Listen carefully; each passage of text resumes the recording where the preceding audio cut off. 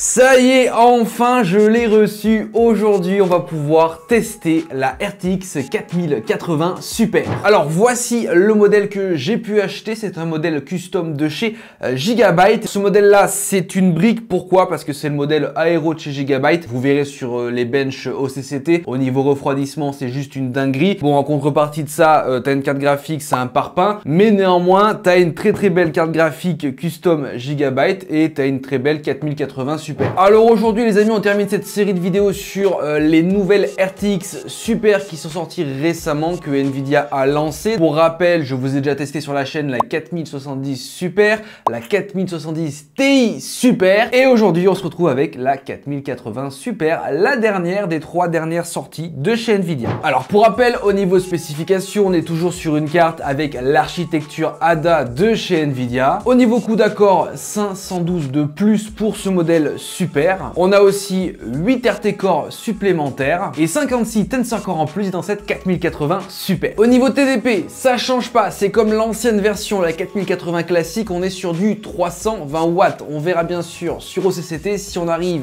dans ces eaux-là. Attention, si vous comptez acheter un modèle 4080, ce soit la normale ou la Super, il vous faut quand même une très bonne config et surtout une alimentation qui supportera cette carte graphique là, donc au moins 850 watts, ne l'oubliez pas. Au niveau VRAM, ça n'a pas changé, on est sur du 16 Go, donc en GDDR6X, donc voilà, il y a juste la fréquence qui a légèrement évolué, mais à part ça, on est sur la même cam. Au niveau fréquence, 2550 MHz pour la version Founders, celle-ci est quasiment à 2600 MHz parce qu'on est sur une version OC de chez Gigabyte, mais en termes de fréquence, ça reste plus ou moins similaire avec la 4080 classique. Alors maintenant, qu'est-ce qu'il en est au niveau tarif? Donc, le prix MSRP, c'est-à-dire le prix de lancement officiel par Nvidia, était de 1109 €. Alors de base, c'était quand même un prix de lancement assez attractif, surtout en comparaison avec le prix de lancement des 4080 classiques à l'époque. Voilà, là on est sur quelque chose d'acceptable, même si certes c'est quand même 1100 balles, on est d'accord,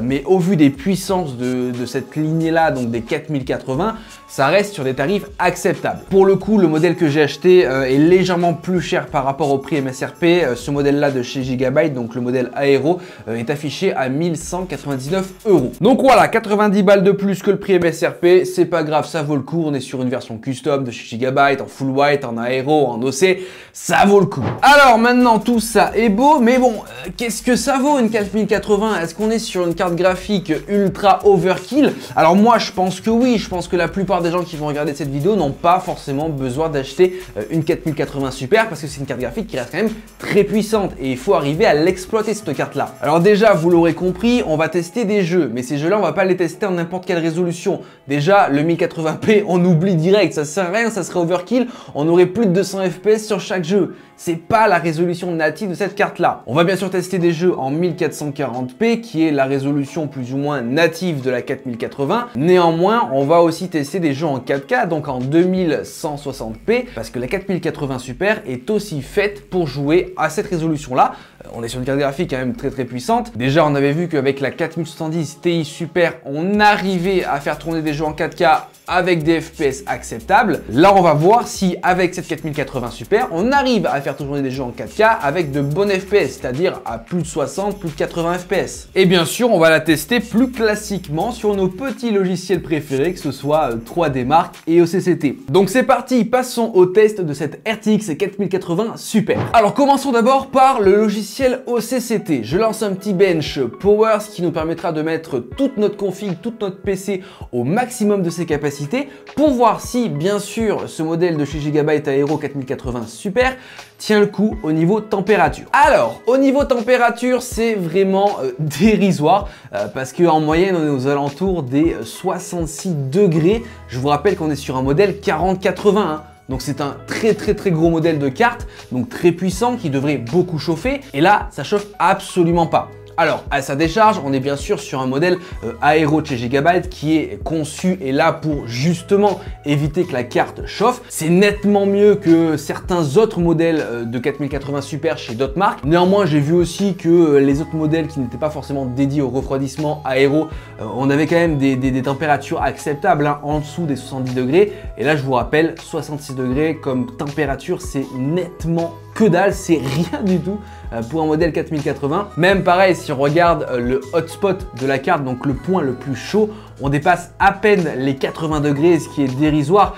Si je vous remonte un peu en arrière avec les autres cartes graphiques que j'ai pu tester, que ce soit la 4070 Super ou même la TI Super, on avait un hotspot qui était au minimum à 82 degrés et au niveau des températures, on avait exactement les mêmes températures, donc environ 66-67 degrés, ce qui est similaire à cette 4080 Super. Au niveau température, c'est nickel. Bon, alors maintenant, en ce qui concerne la consommation de la carte, donc je vous rappelle, TDP annoncé à 320 watts, ce qui est quand même, voilà, c'est pas rien du tout. Et comme je t'ai dit, il faut avoir derrière une alimentation qui va pouvoir te permettre de développer ces watts-là et de faire tourner ta carte. Alors là, moi, pour le coup, ça a été plutôt bien respecté parce que sur le logiciel OCCT, on a une moyenne de 315 watts en pleine charge, ce qui est vraiment pas énorme. On dépasse pas bien sûr le TDP annoncé et on reste sur une carte avec une consommation qui est élevée, mais qui reste quand même acceptable au vu de sa performance. Et ça, c'est vraiment cool. Alors maintenant, passons au test de référence sur le logiciel 3D Mark. Au niveau du score global, on obtient 23 455 points pour l'ensemble de la config. Donc je vous rappelle avec la RTX 4080 Super et un Ryzen 9. Donc ce qui est vraiment insane, on va pas se le cacher. Au niveau de ce modèle RTX 4080 Super, elle développe 25 735 points. Alors là, autant dire que c'est hop la fusée, hein, parce que développer autant de points sur le logiciel 3D Mark, il n'y a pas n'importe quelle carte graphique qui le fait. Déjà avec les 70 Ti Super et 70 Super classique, on était au-dessus des 20 000 points, mais ça crevait pas non plus des plafonds. Là, plus de 25 000 points, ça fait plaisir. Bon, maintenant, les points, c'est bien beau, mais qu'est-ce que ça donne en jeu? Alors, je te rappelle que j'ai testé cette RTX 4080 Super en 1440p, mais aussi en 2160p, donc en 4K. Commençons par le jeu CSGO 2, donc un jeu compétitif qui ne demande pas énormément de ressources graphiques pour tourner, mais c'est quand même un jeu de référence. Donc, en 1440p, on obtient une moyenne de 330 FPS, ce qui est vraiment pas mal, c'est énorme. Et ça reste d'autant plus énorme parce que en 2160p, on obtient une moyenne de 200 FPS. Donc rester aussi constant au niveau FPS, même en 4K, c'est vraiment le top. Alors bien sûr, on reste sur un jeu compétitif qui ne demande pas énormément de ressources graphiques, donc c'est pas forcément une grosse référence. Néanmoins, vous voyez à quel point on peut avoir quand même pas mal de FPS en 4K avec cette RTX 4080 Super. On poursuit avec le jeu Tomb Raider, donc tout d'abord en 1440p, avec bien sûr le ray tracing d'activer, ça bien sûr, vu qu'on teste une carte graphique Nvidia, on veut voir les perfs avec toutes les technos derrière. On obtient une moyenne globale de 188 FPS, c'est vraiment insane, surtout avec tous les paramètres de ray tracing, etc. Je vous rappelle qu'avec la 4070, on était à peine aux 160 FPS, hein. Donc là pour le coup c'est vraiment top. Et enfin en 2160p, c'est vraiment pas mal non plus parce que c'est là qu'on voit que la 4080 Super est aussi faite pour de la 4K parce qu'on a une moyenne de 146 FPS, toujours avec le ray tracing et les mêmes qualités graphiques. Donc à ce niveau-là de FPS, tu peux clairement jouer en 4K et ça c'est vraiment cool. On poursuit sur le jeu Assassin's Creed de Odyssey, tout d'abord en 1440p avec un jeu au maximum de ses capacités graphiques et ça fait plaisir parce qu'on obtient une moyenne de 119 FPS, c'est vraiment cool. Pareil, on monte maintenant en gamme en 2160p. Bon là pour le coup on perd pas énormément de FPS, même si on passe bien sûr en dessous des 100 FPS parce qu'on obtient une moyenne globale de 85 FPS.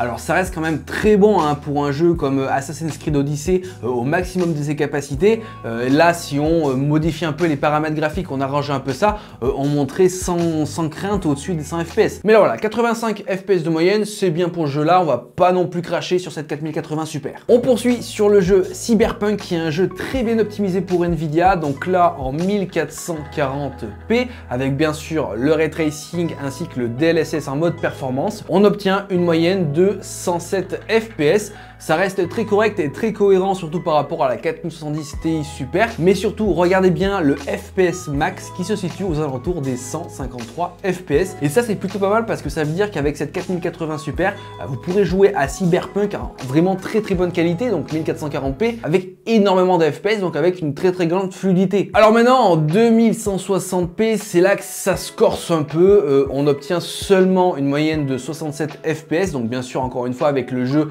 avec le ray tracing, avec le mode de DLSS performance, d'accord. Mais 67 fps, ça reste assez cohérent, surtout qu'on avait obtenu à peu près 50 fps avec la TI Super. Donc on voit bien que bien sûr elle est plus puissante. Ça serait peut-être un peu juste pour du cyberpunk parce que bon, c'est vrai que jouer à 60-70 fps c'est pas non plus le must, mais c'était, on va dire, le seul jeu qui m'a un peu déçu en termes de FPS 4K avec cette 4080 Super, mais ça reste quand même une très bonne moyenne comparée à toutes les cartes du marché actuellement. On continue avec le jeu Borderlands 3 en mode brutal avec une résolution 1440p. On obtient une moyenne globale de 146 FPS. C'est très bien, c'est 10 à 15 FPS de plus qu'avec les autres modèles en dessous que j'ai pu tester précédemment sur la chaîne. Ça reste une très bonne moyenne, surtout qu'en 2160p, on reste encore une fois sur une très bonne moyenne de FPS parce qu'on est à 87, donc 87 FPS en 4K avec cette RTX 4080 Super, c'est une très bonne moyenne et vous pourrez largement jouer à Borderlands 3 avec ce taux de FPS là. Et enfin, on finit par Fortnite, donc tout d'abord en 1440p avec un jeu au maximum de ses capacités, hein, j'ai tout mis en épique et là pour le coup c'est pas trop mal hein, parce qu'on obtient une moyenne de 103 FPS. Alors je te le rappelle, hein, Fortnite n'est pas un jeu qu'il faut mettre forcément en épique hein, parce qu'il prend énormément de ressources au niveau de ta carte graphique et ça baisse drastiquement les FPS, c'est un jeu qu'il faut un peu optimiser. Mais bon voilà, 103 FPS en 1440p avec un jeu Fortnite au maximum, c'est un très beau taux de FPS. Surtout maintenant en 2160p, donc en résolution 4K, on a une moyenne de 80 FPS, toujours avec un jeu au maximum de ses capacités et ça c'est vraiment top parce qu'on perd très peu de FPS. Donc autant dire que si on a un Fortnite légèrement optimisé au niveau de ses paramètres graphiques, on arrivera à plus de 100 FPS à l'aise en 4K avec cette RTX 4080 Super. Donc au niveau du test, que ce soit au niveau logiciel et au niveau jeu, rien à dire, on est sur une très bonne carte avec un bon refroidissement, une petite consommation et surtout de très bonnes performances en jeu, que ce soit en 1440p ou même en 4K. Donc en définitive, qu'est-ce que je peux vous dire sur cette RTX 4080 Super? Eh ben, c'est qu'elle est plutôt super. On reste sur une carte avec de très bons rapports performance-prix. Et c'est ça que je trouve vraiment intéressant dans ce modèle-là, c'est que on a une carte au prix MSRP de 1109 €. Alors, comme je t'ai dit, hein, c'est une somme d'argent, d'accord, mais au vu de ce qu'on nous propose derrière au niveau performance, ça reste très cohérent et je trouve ça pas excessivement cher. Surtout quand tu compares ça à l'époque quand la 4080 était sortie, elle n'était pas à ce prix-là, elle était moins puissante. Donc là pour le coup on a une carte qui est moins chère et plus puissante. Après, est-ce que ça en fait vraiment la carte du moment et est-ce qu'il faut que tu l'achètes absolument? Non, je pense pas. Pourquoi? Parce que c'est une carte que tu n'arriveras pas à exploiter. Et comme je t'ai dit, je pense que 90% des gens qui regardent cette vidéo n'arrivera pas à exploiter à 100% cette carte graphique-là, à moins de jouer en 4K ultra sur tous les jeux du moment. Voilà, si tu achètes une carte comme ça, que tu payes plus de 1000 balles pour mettre dans ton PC et que tu joues en 1080p, ça sert à rien du tout. Autant prendre une 4070 Super ou à la rigueur une TI Super, ou alors même passer du côté de chez AMD, mais ça sert à rien. Cette carte-là est quand même dédiée aux personnes soit qui veulent jouer en full 4K, soit qui veulent jouer en full 1440p au maximum des perfs sur des plus gros jeux, donc des licences AAA, ou alors des gens qui veulent faire plus du software avec de la 3D, etc. Mais néanmoins, très bonne carte. Bon, bien sûr, ce que je reproche toujours aux cartes graphiques de chez Nvidia, c'est que tu as le connecteur qui est au milieu de la carte, ça me saoule. On est quand même en 2024. Le connecteur, tu peux le foutre autre part, histoire que ça se voit pas et que tu aies un PC joli. Bon, ça, Nvidia, si vous m'entendez, essayez de développer des cartes. Hop, avec le connecteur, par exemple, sur l'arrière. À part ça, très bon rapport performance-prix en 1440p. Encore très bon rapport en 4K. Ça dépend des jeux, mais la plupart des jeux tourneront en 4K avec de très bonnes FPS. Le prix très correct, refroidissement consommation le top. Donc en définitive, je suis complètement satisfait de cette petite RTX 4080 Super. Alors bon, je t'avoue que le modèle que j'ai pris est assez fat. Peut-être que je prendrais pas ce modèle-là si je devais en racheter une. Mais pour le coup, au niveau refroidissement, ça tue tout. Et bien écoutez, moi j'en ai terminé avec cette série sur les nouvelles RTX. Et j'espère que du coup, l'année prochaine ou d'ici quelques mois, on devrait avoir les nouvelles séries 5000 qui devraient sortir. En tout cas, j'espère, peut-être fin 2024, début 2025. Je vous tiens au courant.